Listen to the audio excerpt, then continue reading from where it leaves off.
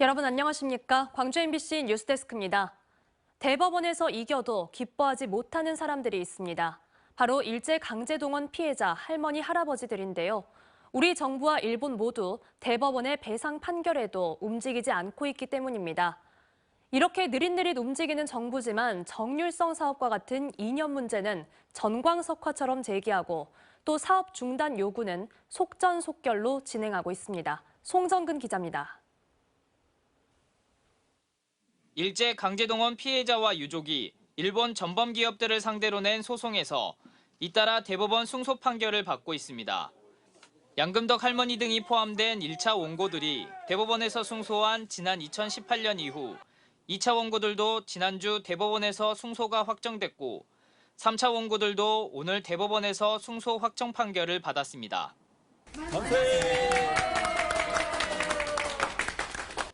하지만 90살 안팎의 할머니, 할아버지 원고들은 승소 확정 판결이 기쁘지 않습니다. 대법원이 배상 판결을 내렸지만 일본 기업만큼이나 우리 정부가 못마땅하기 때문입니다. 재판 과정에서 우리 외교부가 대법원에 천천히 재판해달라는 공문을 보내서 논란이 되기도 했고 대법원 확정 판결 이후에는 일본 전범 기업 대신 한국 기업의 돈으로 배상금을 대신 내주겠다는 이른바 제3자 변제안을 들고 나와 속을 상하게 했습니다. 심지어 우리 정부가 배상금이라며 공탁을 시도하다 피해자의 의사에 반환 공탁은 불가하다며 법원의 제지를 받기도 했습니다. 미쓰비시한테 재판했는데 뭔 소리를 재판의 당사자가 누굽니까? 당사자한테 받아야죠. 피해자를 돕는 단체는 우리 정부가 한일 관계에 치중한 나머지 강제동원 피해 어르신들이 돌아가기만을 기다리는 것 아닌지 의심된다고 목소리를 높일 정도입니다. 일본 정부나 미쓰비시로부터도 받아보지 못한 수모, 모욕, 배신감 같은 것 이것을 지금 우리 정부로부터 느끼고 있는 것 아닙니까?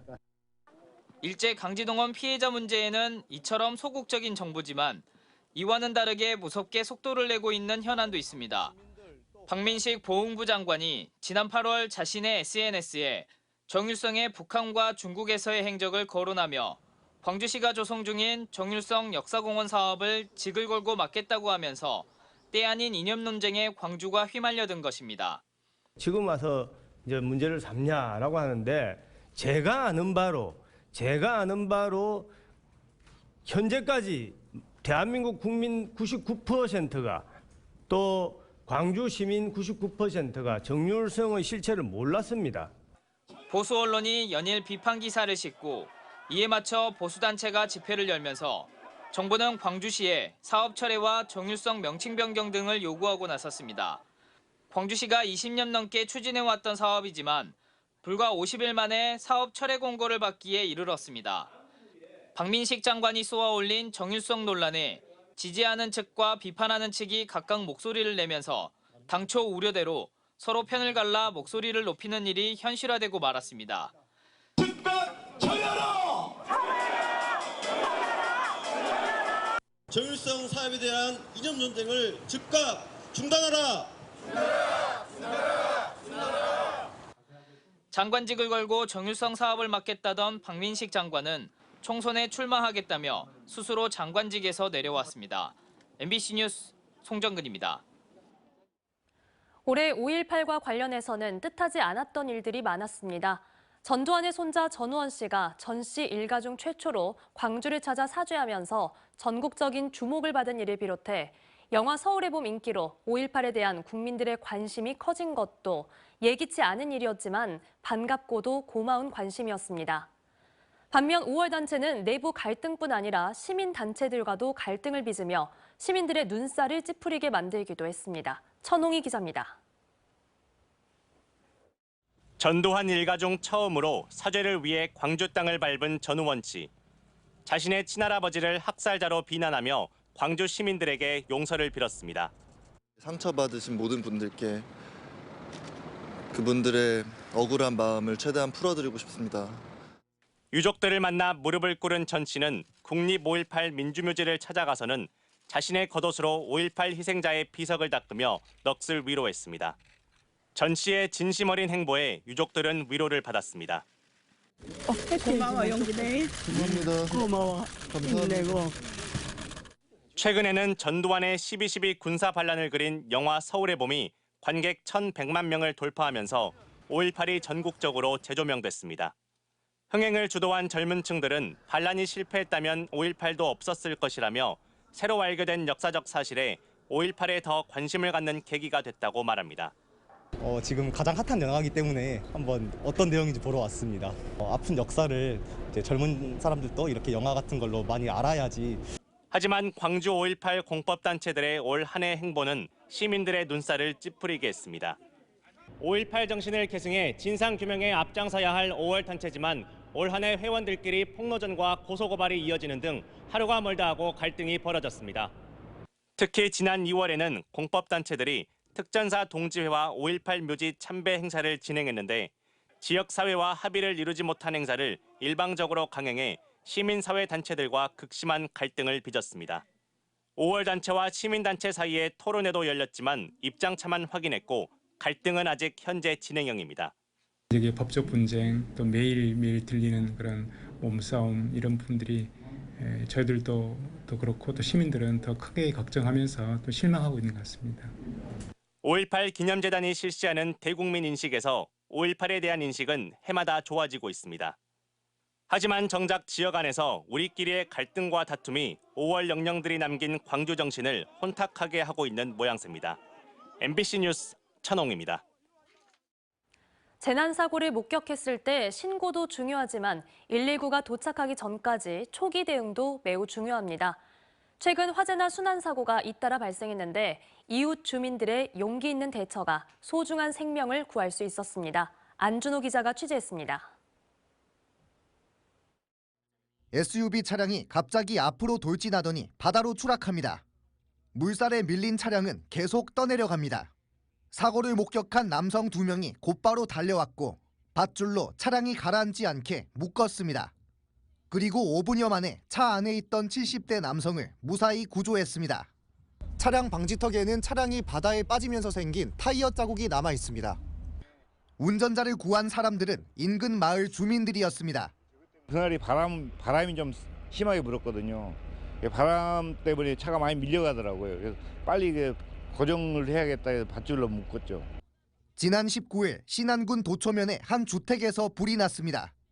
섬 지역 특성상 119가 오기까지는 다소 시간이 걸릴 수밖에 없는 상황. 의용 소방대원으로 활동하고 있는 마을 주민이 화재를 목격하고 초기 진화에 나서 70대 부부를 무사히 구조했습니다. 일단 그 가스가 어디가 있는지를 먼저 확인을 했어요.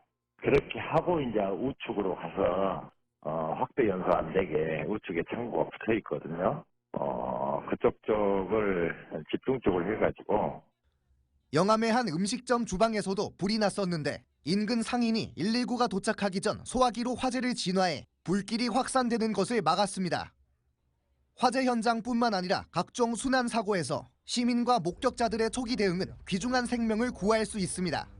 이런 활동들로 인해서 대응 사고로 이어질 수 있는 인명피해로 이어질 수 있는 그런 사고를 미리서 사전에 방지할 수 있고. 해경과 소방당국은 위급 상황에 빠진 이웃을 구하기 위해 나선 의인들에게 감사장을 수여했습니다. MBC 뉴스 안준호입니다. 내년 4월 10일로 예정된 제22대 총선이 이제 100여일 앞으로 다가왔습니다. 호남에서는 민주당 경선을 향한 과열 양상도 보이는 가운데 선거구 개편과 신당 출연 등 변수도 많습니다. 김진선 기자가 보도합니다. 제22대 총선 예비후보 등록이 시작된 지난 12일, 각 지역구 출마 예정자들도 후보 등록을 시작으로 본격 선거전에 뛰어들었습니다. 후보들은 출판 기념회 등을 통해 자신을 알리는 데 집중하고 있습니다. 지역 행사장마다 세대결은 물론 후보에 대한 허위 사실을 유포했다며 고소전도 벌어지는 등 예선부터 과열 양상입니다. 선거가 100여일 앞으로 다가왔지만 선거구 획정은 아직입니다. 역대 총선마다 선거를 한 달 남짓 앞두고 선거구 획정이 마무리된 터라 정치 신인들의 혼란은 계속되는 상태.